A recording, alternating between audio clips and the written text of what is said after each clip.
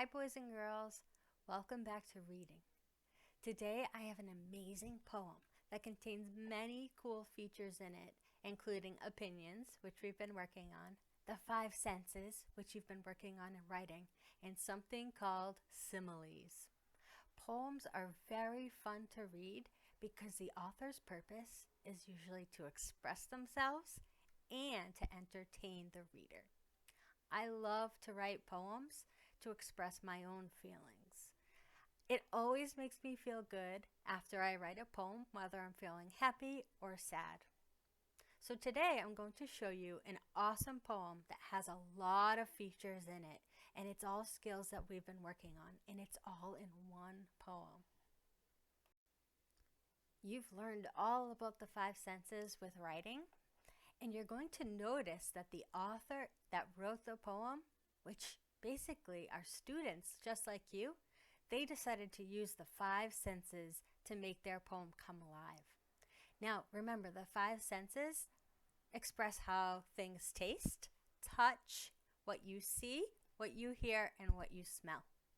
So I want you to keep your eyes out for those five senses while we look at the poem. The poem also contains their opinion. And remember, an opinion is a belief on what you feel is true. Not only does the poem include the five senses and opinions, it also includes something called similes.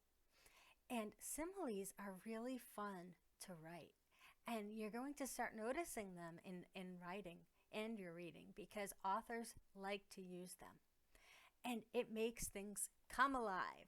So a simile is when you take two different things and you compare them. So right here, this little example says, she's as slow as a snail. That's comparing a girl to a snail and saying that she's slow. This one right here says, the dog smelled like old gym socks. Ew. That's comparing a dog to old gym socks and saying that it smells like them. So usually a simile has a special word or words called like or as. Right here, there are some similes.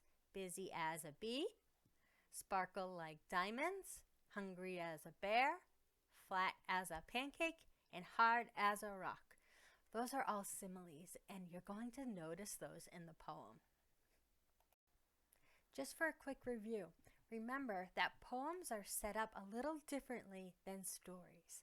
Poems have lines instead of sentences, and they also have something called stanzas. Can you say stanza? Stanza. A stanza is a section, so it's kind of like a different paragraph.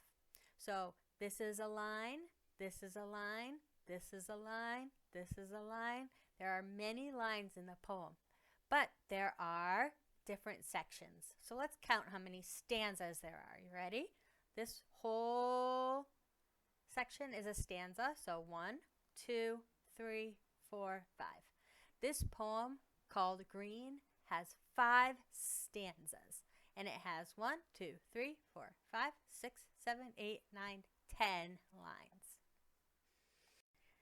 When you look at a poem, it's important to just read it first to get the main idea of what it's about. So I'm going to ask that you read along with me. All right. The title is Green, and it's written by the students of a countryside school. All right, read along with me if you'd like. Green tastes sour like fresh squeezed lime juice. Green looks calm like a palm tree on a beach. Green feels peaceful like a gently falling leaf. Green sounds busy like animals whispering in the forest. Green smells salty like seaweed floating in the salty sea. All right, now let's take a look at that first line. We're going to analyze it, and that means to look very closely and see if we can figure out what the author used, what senses they used, what the opinion was. Let's take a look at it. Now it says green tastes sour like fresh squeezed lime juice. Now I know that green is a color And colors don't taste, but they're just using that to create a really good picture in your mind. So, do you think that's an opinion that green tastes sour like fresh squeezed lime juice? That's what they're thinking it tastes like. Now, someone else might think that green tastes sweet, but this person's saying it tastes sour. Now, here's my question for you. Which of the 5 senses does this line use? Green tastes sour like fresh squeezed lime juice. If you were thinking taste, you are correct because it says green tastes sour and it's appealing to the tastes. Let's look at the next sentence.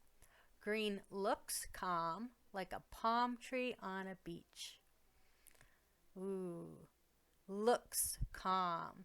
Which of the 5 senses do you think it is? Taste, touch, see, hear, or smell? If you were thinking see, you are correct because when you look with your eyes and they're saying that green looks calm. Good for you. That's also an opinion because someone else might feel like green isn't calm. All right, I want you to read the next one to yourself and see if you can figure out what of the 5 senses it's using.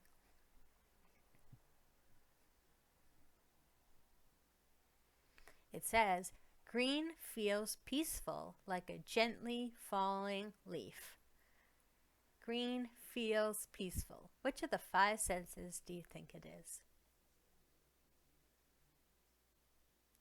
If you were thinking touch, you are correct. Feels is your touch, how something feels. All right, the next one. Green sounds busy, like animals whispering in the forest. Which of the 5 senses do you think it is? Green sounds busy.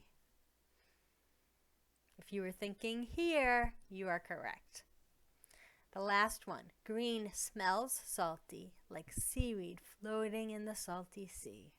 Which of the 5 senses do you think it is? If you were saying sense of smell, you are correct because they're saying green smells salty. Now, all of those stanzas are someone's opinion, all right? They also used similes, and they were comparing the color to different things. Each stanza has its own simile. They're saying green tastes sour like lime juice. So they're saying green is like lime juice. They're saying for the next one, green looks calm like a palm tree on the beach. They're calling green like a palm tree on a beach. So those are similes.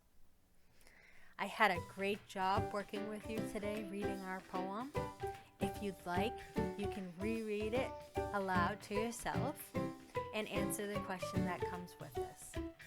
Also, in the extension box below, if you want to make your own poem about a color that you like, you can do so. All right? Have a great day.